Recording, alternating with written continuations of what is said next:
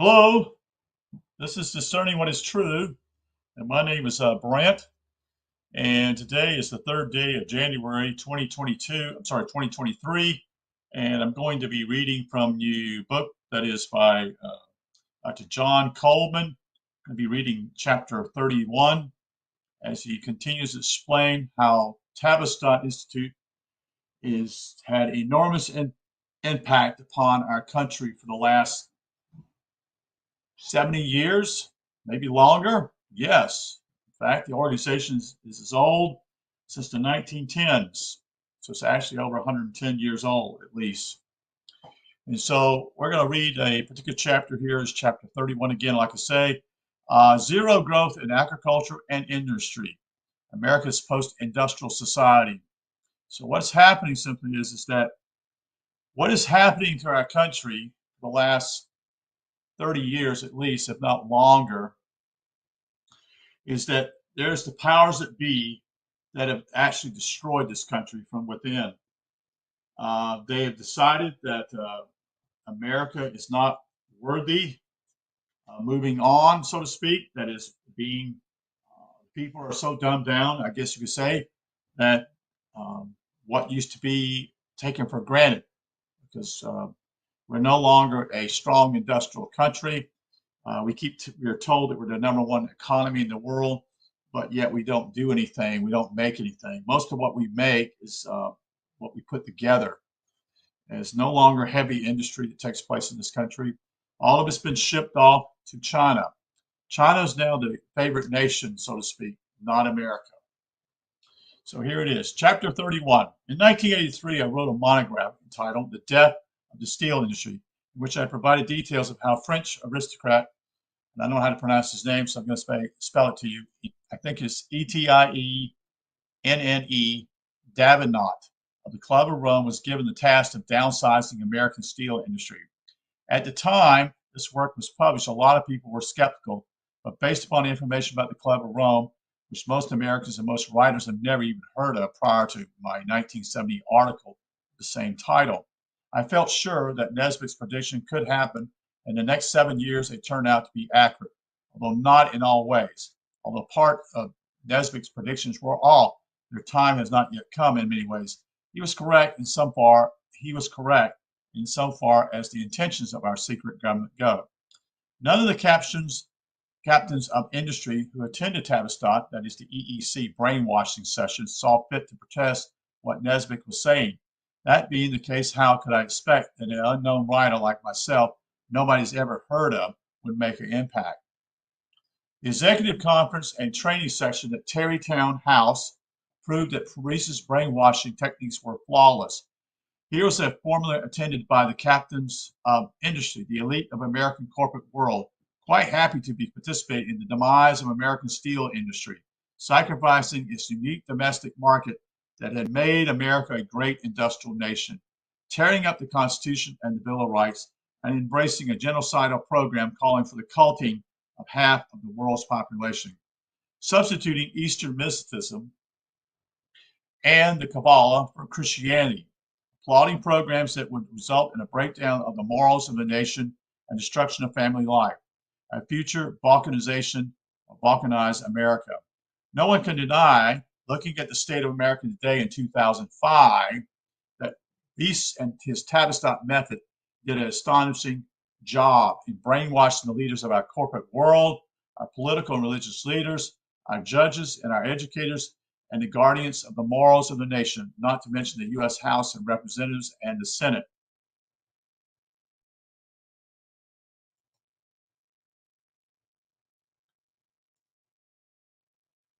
In 1974, Professor Harold Isaacson of the Massachusetts Institute of Technology, in his book Idols of the Tribe, laid bare Tavistock's blueprint to combine Mexico, Canada, and U.S. to a Balkan-type states.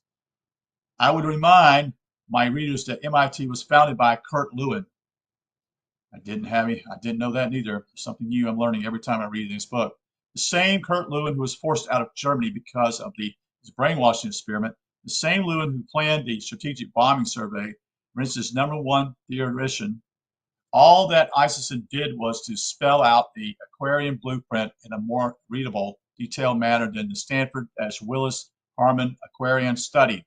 In 1981, 7 years later, Isaacson ideas, that is, Tavistock's Aquarian blueprint, were presented to the public by Joel Gallo, Gallo, editor of the Washington Post and the mouthpiece of Britain's House of Windsor and the Club of Rome. Gallo called his presentation The 9 Nations of North America, Gallo's version of Tavistock blueprint for the future America envisioned. The death of the steel industry and the decline of industry in the industrial Northeast and the founding of the nation of the Northeast also. Dixie, the emerging nation of the South. Ethiopia, that is consistent of the coastal fringes of Northwest Mississippi. Naming the areas what he called the 9 nations of North America. So are there, and this is my question, is it a part of a division that they're dividing the country up? I'm asking a question right now. But anyway, I want to share this with you, continue on. So Dixie, the emerging nation of the South. Ethiopia, that is consistent of the coastal fringes of Northwest Pacific.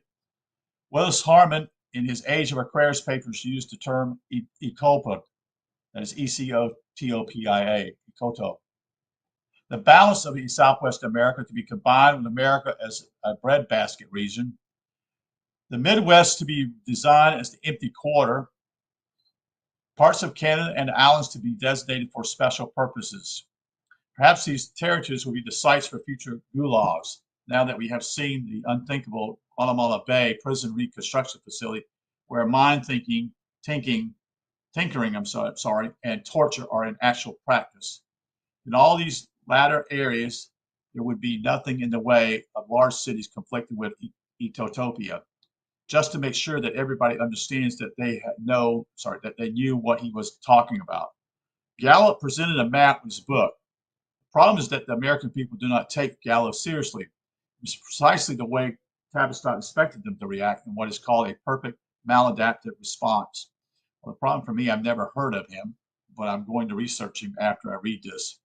The American White Ring grew up on the Rockefellers, Warburgs, Freemasonry and Illuminati, and the Council on Foreign Relations, the Federal Reserve Conspiracy, and the Trilateral Commission.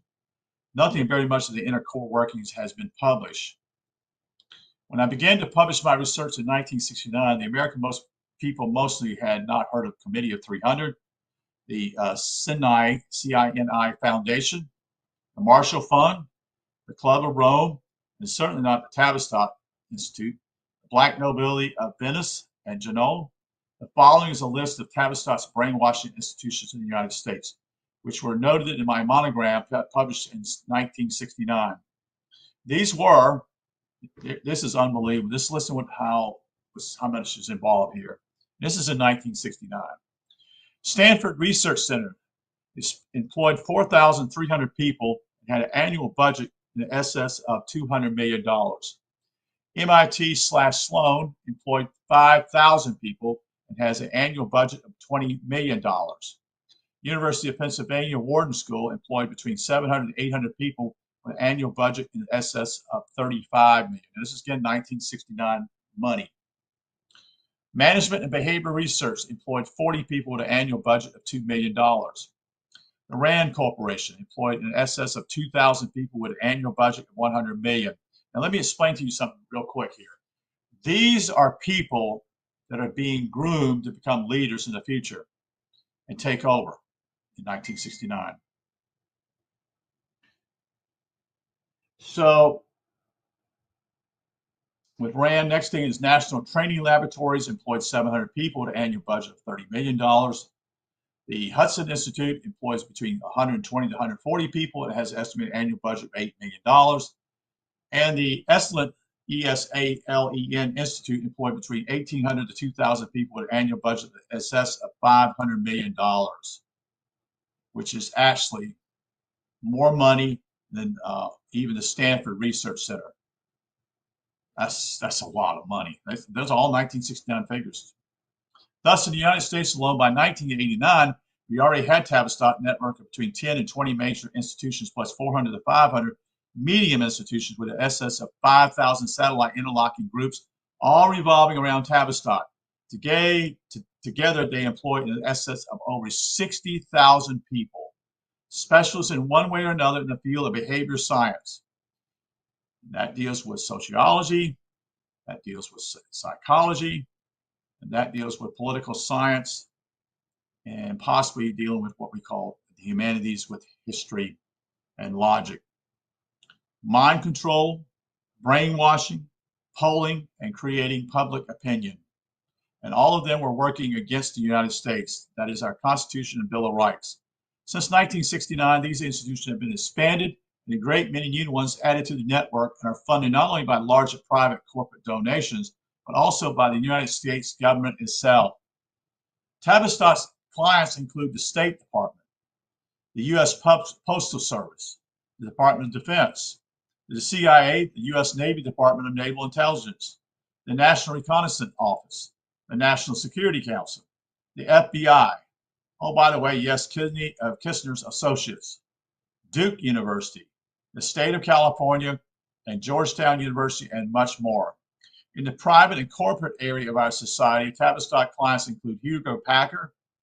Some of these companies are no longer in business. HP, Hewlett Packard, RCA, Crown Zellerbach, McDonnell Douglas, which is no longer, they've been merged with Lockheed, IBM, Microsoft, Apple Computers, Boeing, Kaiser Industries, I think they are no longer in existence.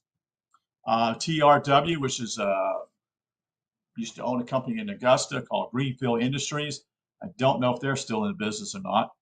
Blight, Eastman, Dillon, Wells Fargo Bank of America, the Bechtel Corporation. We're involved in the transformation of the Middle East, especially in Iraq. And then Halliburton, Raytheon, McDonnell Douglas again. I don't know why it's got that down. It's not right. McDonnell Douglas twice here for some reason. But anyway, Shell Oil, British Petroleum, Conoco, ExxonMobil, and AT&T are involved with this. This is by no means a complete list, which Tavistock guards jealously. These names are just the names I was able to secure. I would say that the majority of Americans are completely unaware that they are in a total war that has been waged against them since 1946. A war of devastating proportions and unremitting pressure. A war we are fast losing, and one which will overwhelm us unless the American people can be shaken loose from their preconceived, it can't happen here in America position. And it is happening, folks. If you look around, everything's working in their way. Look at the jobs, look at what's occurring, and you'll see that basically there are no more jobs, what we call good paying jobs here in this country, unless you work in the government. But we're going to continue here. We're going to go into chapter 32. Let's see how many minutes I've got here. I've gone in 13 minutes, so we'll just continue what I'm sharing with you with Tavistock, and we'll go ahead and do chapter 32. Exposing the upper level parallel secret government. The only way in which we are going to defeat this powerful and insidious enemy is by educating our people, especially our young people, in the Constitution, and by standing fast on our Christian faith. Otherwise, our priceless heritage will be lost forever. The power that Tavistock wields over this nation must be broken. Hopefully, this work will become a training manual in the hands of millions of Americans who want to engage the enemy, but who have hitherto not been able to identify that enemy. The police forces controlled by secret societies are, sorry, I said police, I meant to say political forces controlled by secret societies, all opposing American Republic constitutional ideals, do not like anything that seeks to expose Tavistock Institute and their disloyalty to America, and even less still, where such disclosure cannot be ridiculed and ignored. Of course, those who engage in unmasking the deeds of our secret government invariably pay a high price for such disclosures. No one is interested in the future of America, that is, can afford to ignore the matter which Tavistock Institute has whipsawed the American people and the manipulated government, even as the majority of Americans remain ignorant of what is transpiring. With the almost complete control exercised over our nation by our upper level parallel secret government, America has ceased to be a free and an independent country. One can generally fix the beginning of our decline around the time that Woodrow Wilson was elected by the British aristocracy. Most of the Tavistock most recent authorities in the United States have considered around the White House and in directing former President G.H.W. Bush, former President Clinton, President George W. Bush to engage in wars against Iraq. Tavistock is leading the drive to destroy the Second Amendment right of citizens to keep and bear arms. It has also been instrumental in advising key members of the legislature that they have no further need for the U.S. Constitution. Hence the massive new laws enacted that are not laws at all, since they do not meet the test of constitutionality and fall to the ground. Tavistock remains the mother of all research fertility in America and Britain, and the leader in behavior modification techniques, mind control, and opinion making and shaking. The Rand Institute at Santa Monica, under the direction of Tavistock, created the phenomenon known as El Neo. El Neo, you remember that? Yes, as a weather modification experiment. Tavistock is also heavily engaged in the New Age UFO experiments and sightings of aliens under his mind control contracts with the CIA. The Rand Institute runs the ICBM. Do you believe this? Rand Institute runs the ICBM, that is the Intercontinental Ballistic Missile Program, and does primary analysis for foreign governments. We haven't built a intercontinental ballistic missile since probably the 60s or 70s, folks. That's 50 years ago. Rand and Tavistock successfully profiled the white population of South Africa as a preliminary to testing the waters for a Communist Africa National Congress takeover, assisted and strongly supported by the U.S. State Department. And guess who's involved? Bishop Desmond Tutu, who played a leading role in the preamble to the fall of the white government, is a creation of Tavistock. Georgetown University was taken over entirely by Tavistock back in 1938. Its structures and programs were reformatted to suit the Tavistock Brain Trust blueprint as a center for higher learning. This has had great significance for the United States when we consider that Georgetown University was where Mr. Clinton learned his art of mass manipulation and dissimulating. All State Department field agents are trained at Georgetown. Three of the best-known graduates were Henry Kissinger, Bill Clinton, and Richard Armitage. That's Armitage. Georgetown's invisible army, that is loyalists, have done untold harm to the United States and will no doubt play their roles to the full until the end, a time when they will be uprooted, exposed, and rendered harmless. Some of the ugliest and most horrifying actions taken against America were planned at Tavistock. I'm referring to the bombing of the Marine compound at Beirut Airport, which took the lives of 200 of our young servicemen. One person believed to have been aware of the impending attack by the Lebanese terrorists was Secretary of State George Shultz. And confirmed report states at the time Shultz was tipped off in advance of the attack by the Mossad, Israel's Secret Service agency. You know those guys. And we'll continue on here. As Shultz did receive such a timely warning, he never relayed it to the Marine base commander at Beirut. Shultz was and still is a loyal servant of the Committee of 300 through the Bechtel Corporation. However, 1 year after I expressed my suspicion about Shultz and Bechtel, a disaffected high-ranking Mossad agent broke ranks and wrote a book on the experience. Parts of the book included the very same information I had printed a year earlier, which had led me to believe that the suspicion I voiced about Shultz in 1990 were not altogether without substance. The whole episode reminds me of the treachery of General Marshall, who deliberately kept information about a pending Japanese air attack against Pearl Harbor from the commanders at Hawaii. There is mounting evidence. See, these people at the top know all these things, folks. That's why they're at the top, because they're traitors.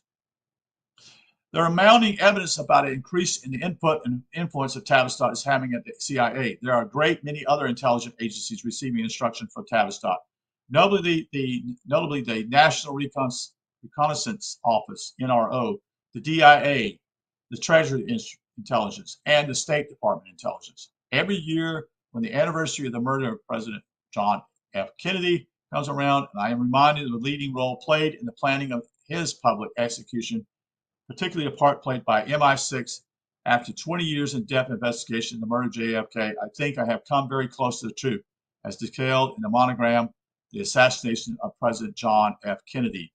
The unsolved murder of President Kennedy remains a gross insult against everything the United States stands for. How is it that we, a supposedly free and sovereign nation, allowed the cover-up of a crime to remain in place year after year? Surely our intelligence agents know who the perpetrators of the crime are. Surely we know that the murder of Kennedy was carried out in broad daylight in front of millions of Americans as an insult, and a warning that the reach of the Committee of 300 goes far beyond what even our highest elected officers were able to defend themselves against. The perpetrators of the crime laugh at our confusion secured in the knowledge that they will never be brought to justice, and glorifying the success of the foul deed and the inability of we the people to pierce the corporate veil that hides their face from view. The massive cover-up of the Kennedy assassination remains in place. We have full details of how the House Assassination Committee failed to do its duty, ignoring strong evidence, lashing onto flimsy hearsay, ignoring the plain fact that the x-rays of Kennedy's head taken at Bethesda Hospital were already tampered with. The list of sins of the Committee of 300 and its servant, the Tavistock Institute, is endless. Why did the Senate committee make no effort to investigate the strange disappearance of Kennedy's death certificate, a vital piece of evidence which should have been found no matter how long it took and no matter what the cost? Nor was Admiral Berkeley, the naval officer who signed the certificate, seriously questioned about the circumstances surrounding the strange, very strange, unexplained disappearance of this vital piece of evidence. Here I must leave the subject of the murder of John F. Kennedy, which in my opinion was Tavistock-related project carried out by MI6 and the FBI 5 Division Head, Major Lewis Mortimer Bloomfield. The CIA is a client of Tavistock, along with literally scores of other U.S. government agencies. What he's trying to picture here is that all certain offices of the federal government have been already supplanted. And they've also probably ditched people who were basically in any positions that actually could make a stop to this. They also have brainwashed people also to the point simply is they don't even know what's going on. In the decades that have passed since the murder, not one single one of these agencies has ceased to do business with Tavistock. In fact, Tavistock has added many new names of government agency to its clients list. In looking through my documents, I discovered that in 1921, when Rees founded Tavistock, he was under the control of British intelligence SIS. Thus, from its inception, Tavistock has always been closely associated with intelligence work, even as it is to this very day. The case of Rudolf Hess may be of more than passing interest to not a few of our readers.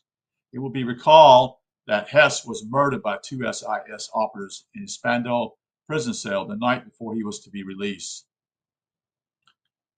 The RIIA was afraid that Hess would blow the lid off what had been kept a dark secret, the close relationship between members of the British oligarchy, including Winston Churchill, and the German Thule, that is THULE society, which Hess had been the leader. More than a passing interest is the fact that Tavistock Institute was named after the 11th Duke of Bedford, the Marquis of Tavistock. The title was passed on to his son, the 12th Marquis of Bedford. It was to his estate that Hess flew in an attempt to end the war.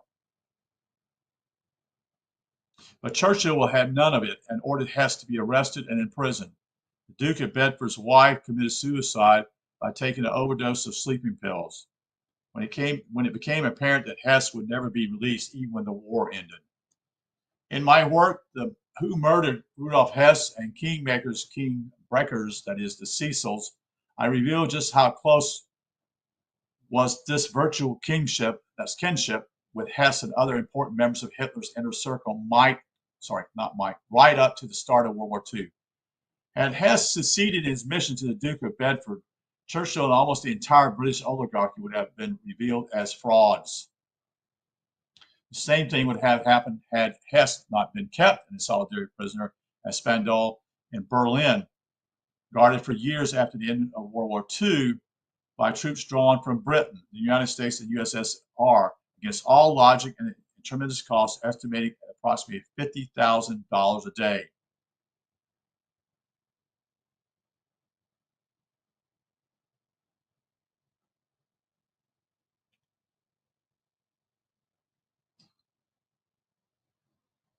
Because the changed Russia felt they could embarrass America and Britain, especially Britain, they suddenly announced Hess would be released. The British could not afford to run the risk of having their wartime leaders exposed. So the order was given to kill Hess. Tavistock provides services of a sinister nature to those people who we find all across the United States in every city of note. They have the leading personalities of those cities in the palm of their hand, whether it is in the police department, city government, or any other authority. This is the case in every city also where the Illuminati and Freemasons join with Tavistock in exercising their secret power to walk all over the Constitution and the Bill of Rights. One can only wonder just how many innocent people are in prison today because they were not knowledgeable about their Constitution and the Bill of Rights. Victims of Tavistock, one and all, pay close attention to the television series Cops. I didn't know there was a cost deal. Sorry. It's a standard Tavistock mind control opinion making fair. In it, you find every possible violation of the constitutional rights of persons stopped or arrested by police. It is my firm opinion and belief that Cops is meant to condition the public and make us believe that such gross violation of rights we witness in the norm, that the police actually have such excessive power, and that constitutional safeguards to which every citizen is entitled do not exist in practice. Cops is a most insidious, brainwashing, opinion-making, controlling program, and it would not be at all surprising to find Tavistock mixed up in it somewhere. So we're going to stop here for a break, and we'll come back a little later here, and we'll share some more information tonight, and we'll talk to you later. Thank you. Thank you for being here. Thank you for listening. We'll talk to you later. Good night.